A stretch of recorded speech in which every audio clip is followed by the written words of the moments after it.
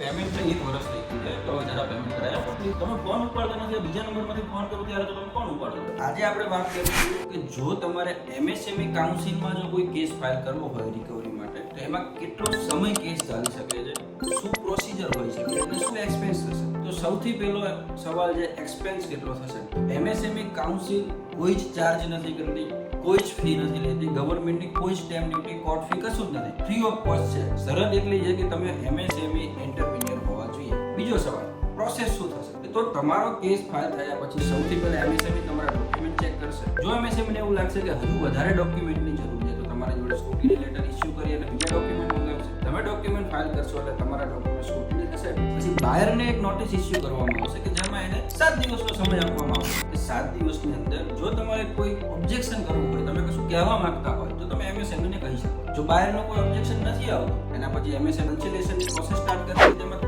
3 hearing થશે સમાધાન થાય તો ઠીક છે જો સમાધાન ના થાય તો કન્સિલેશન ટર્મિનેશન કરવામાં આવશે અને આર્બિટ્રેશન માટે કેસ આગળ વધારવામાં આવશે આર્બિટ્રેશનમાં ટોટલી કેસ ડોક્યુમેન્ટ આધારિત ચાલશે કે જેમાં તમારે તમામ ડોક્યુમેન્ટ આર્બિટ્રેટરની સમક્ષ રજૂ કરવાના છે અને આર્બિટ્રેટર ડોક્યુમેન્ટના આધારે એવોર્ડ પાસ કરશે કે તમે સાચા છો કે નહીં કે તમને કેટલા રૂપિયા મળવા પાત્ર આર્બિટ્રેટરનો એવોર્ડ તમે કોર્ટમાં એક્ઝિક્યુટ કરી શકશો અને તમારા પૈસા 18% વ્યાજ સાથે રિકવર કરી શકશો તો આને રિલેટેડ તમને કોઈ ક્વેશ્ચન હોય અને કોઈ ઇન્ફોર્મેશનની જરૂર હોય તો તમે એમએસએમઈ ઓડીઆર પોર્ટલની વિઝિટ કરી શકો છો કે જે પોર્ટલ ઉપર દરેક જાતની ઇન્ફોર્મેશન અવેલેબલ છે તેમ છતાં જો તમારે કન્ફ્યુઝન હોય અને કશું હેલ્પની જરૂર હોય તો સ્ક્રીન ઉપર આપેલ નંબર ઉપર 10 થી 6 માં તમે ફોન કરી અને અમારી મદદ લઈ શકો છો થેન્ક યુ